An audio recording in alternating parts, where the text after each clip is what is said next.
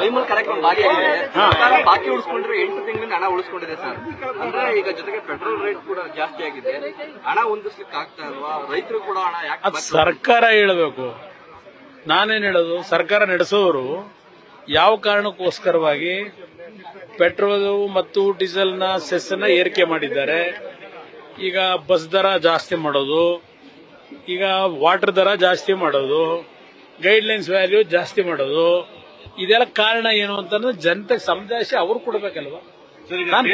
ಮಂತ್ರಿ ಆಗಿದ್ದಾರೆ ಸರ್, ಬಹಳಷ್ಟು ಜನ ಈಗ ಒತ್ತಾಯ ಮಾಡಿದ್ರು ಹಳೆ ಮೈಸೂರು ಭಾಗದಲ್ಲಿ ಒಂದು ಬೃಹತ್ ಆದಂತಹ ಒಂದು ಕೈಗಾರಿಕೆ ಸ್ಥಾಪನೆ ಮಾಡಬೇಕು ಅಂತ ಹೇಳಿ. ಈ ವಿಚಾರವಾಗಿ ಏನಾದ್ರು ಪ್ಲಾನ್ ಮಾಡಿ? ನಾನು ಈಗ ತಾನೇ ಒಂದು 15 ದಿವಸಗಳಾಗಿದೆ. ನಾನು ಇನ್ನೂ ಇಲಾಖೆಯ ವಿಷಯಗಳನ್ನ ಕ್ರೋಢೀಕರಿಸಬೇಕು. ಹಿಂದೆ ವಿಶ್ವೇಶ್ವರಯ್ಯವರು, ಕೃಷ್ಣರಾಜ ಒಡೆಯರ್ ಅವರ ಕಾಲದಲ್ಲಿ ಕಟ್ಟಿರ್ತಕ್ಕಂಥ ಹಲವಾರು ಸಂಸ್ಥೆಗಳು ಬೆಂಗಳೂರು ನಗರದಲ್ಲಿದ್ದು ಎಲ್ಲವನ್ನ ನಾಶ ಮಾಡಿದ್ದಾರೆ. ಇವತ್ತು ಉದಾಹರಣೆಗೆ ನಾವೆಲ್ಲ ಸಣ್ಣ ಮಕ್ಕಳಿದ್ದಾಗ ITI ಇತ್ತು, HAL ಇತ್ತು, HMT ಇತ್ತು, BEL ಇತ್ತು. ಬೆಳಗ್ಗೆ BTS ಬಸ್ ಕಾಣ್ತಿರಲಿಲ್ಲ. ಬೆಳಗ್ಗೆ ITIನ ಬಸ್ಗಳು, ನಿಮ್ಮ HMT ಬಸ್ಸು, HAL ಬಸ್ಸು, ನೂರಾರು ಬಸ್ಗಳು ಇಡೀ ಬೆಂಗಳೂರು ನಗರದ ನಾನಾ ಭಾಗದಿಂದ. ಆದ್ರೆ ಇವತ್ತು ಆ ಸಮಸ್ಯೆಗಳ ಪರಿಸ್ಥಿತಿ ಎಲ್ಲಿಗೆ ತಂದರು? ಇದಕ್ಕೆಲ್ಲ ಕಾರಣಕರ್ತರು ಯಾರು? ಇವತ್ತು ಕೋಟ್ಯಾಂತರ ರೂಪಾಯಿ ಬೆಲೆ ಬಾಳ್ತಕ್ಕಂಥ ಭೂಮಿಗಳಿದೆ. ಆ ಭೂಮಿಯನ್ನು ಸ್ವೇಚ್ಛಾಚಾರವಾಗಿ ಹಿಂದಿನ ಕೆಲವು ಸರ್ಕಾರಗಳಲ್ಲಿ ಮಾರಾಟನೂ ಮಾಡಿಬಿಟ್ರು.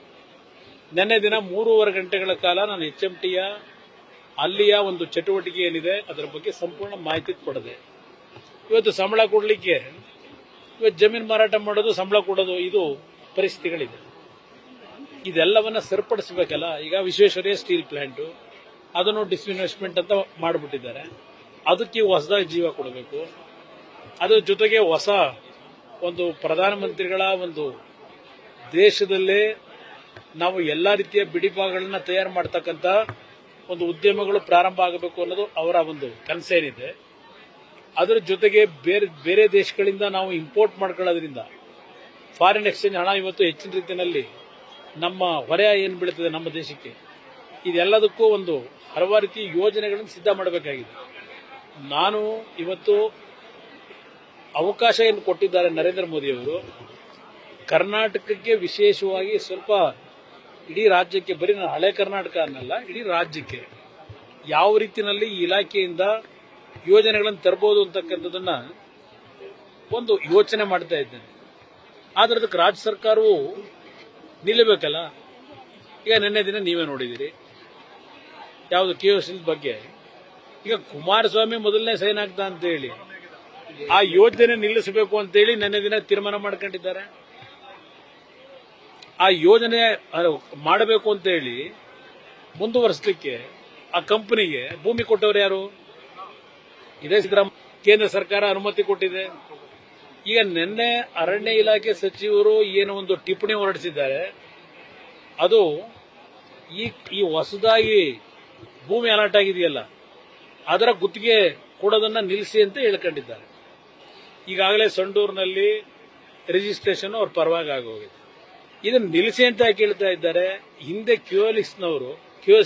QSLನವರು ಯಾವೊಂದು ನಮ್ಮ ಕುದುರೆಮುಖ ಪ್ರದೇಶದಲ್ಲಿ ಯಾವೊಂದು ಗಣಿಗಾರಿಕೆಯನ್ನ ಮಾಡಿದ್ರು, ಅಲ್ಲಿ ಲಕ್ಕಿಯ ಡ್ಯಾಮ್ನ ಹೈಟ್ ಅನ್ನ 1 ಅಡಿ ಏನೋ ಜಾಸ್ತಿ ಮಾಡೋದ್ರಿಂದ ಆ ಭಾಗದಲ್ಲಿ ಹಲವಾರು ಕಾಡು ನಾಶ ಆಗ್ತಕ್ಕಂಥದ್ದಕ್ಕೆ ಎಕರೆ ಆಗೋಗಿದೆ ಅಂತಕ್ಕಂಥ ಈಗ ಏನೊಂದು ಹೊರಟಿದ್ದಾರೆ ಚರ್ಚೆ.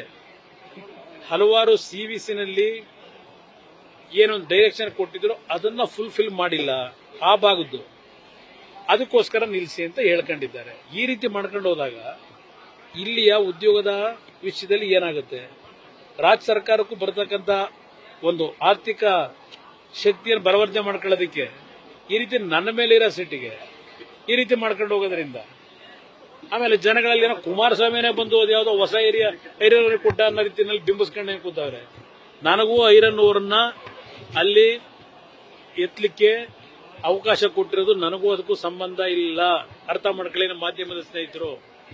ನಾನು ಮೊನ್ನೆ ದಿನ ಸೈನ್ ಹಾಕಿರ್ತಕ್ಕಂಥದ್ದು ಆ ಕಂಪನಿ ಇವತ್ತು ಅದರ ಚಟುವಟಿಕೆಯನ್ನು ಮುಂದುವರಿಸಲಿಕ್ಕೆ 1738 ಕೋಟಿ ಹಣದ ಅವಶ್ಯಕತೆ ಇದೆ.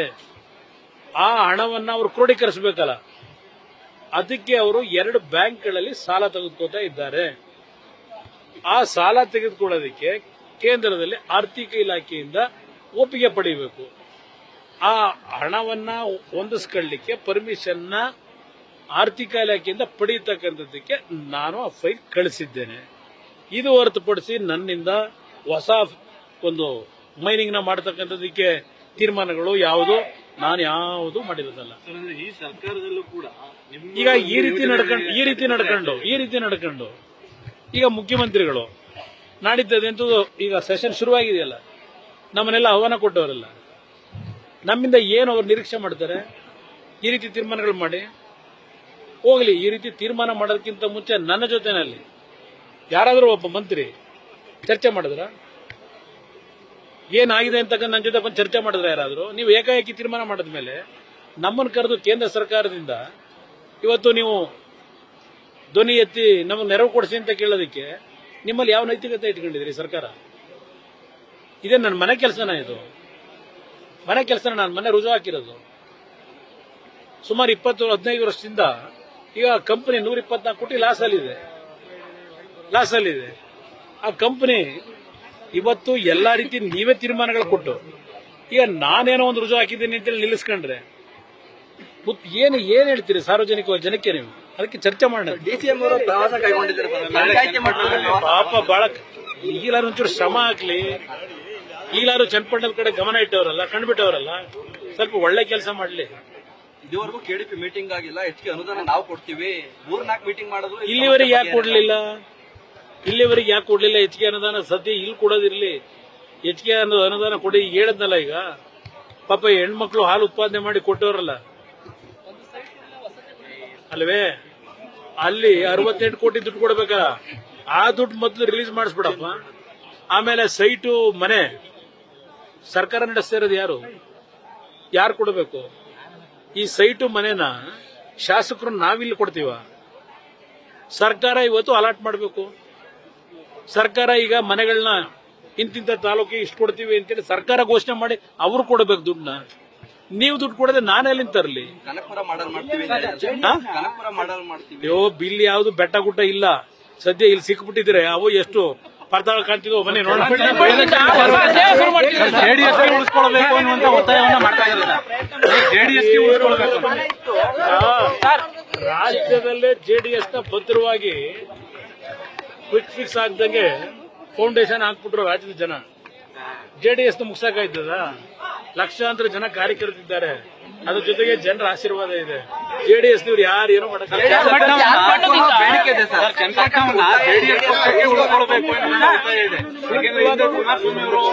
ಸೂಕ್ತವಾದ ನಿರ್ಧಾರ ಮಾಡ್ತೀವಿ. ಏನಿಲ್ಲ, ನಾವು ಎರಡೂ ಪಕ್ಷಗಳು ಕೂತು ಅಂತಿಮವಾಗಿ ಒಮ್ಮತದ ಅಭ್ಯರ್ಥಿ ನಿಲ್ಲಿಸಬೇಕು. ಜೆಡಿಎಸ್ ನ ಭದ್ರಕೋಟೆ ಆಮೇಲೆ ಚರ್ಚೆ ಮಾಡೋಣ ಬ್ರದರ್. ಇನ್ನು ಟೈಮ್ ಇದೆ, ಇನ್ನು ಚುನಾವಣೆನೇ ಘೋಷಣೆ ಆಗಿಲ್ಲ. ಯಾರನ್ನ ಅಭ್ಯರ್ಥಿ ಆಗ್ಬೇಕು ಕಾರ್ಯಕರ್ತರು ಎರಡೂ ಪಕ್ಷ ನ್ಯೂಸ್ ಫಸ್ಟ್ ನಿರ್ಭೀತಿಯಿಂದ ನಿಮ್ಮ ಪರವಾಗಿ.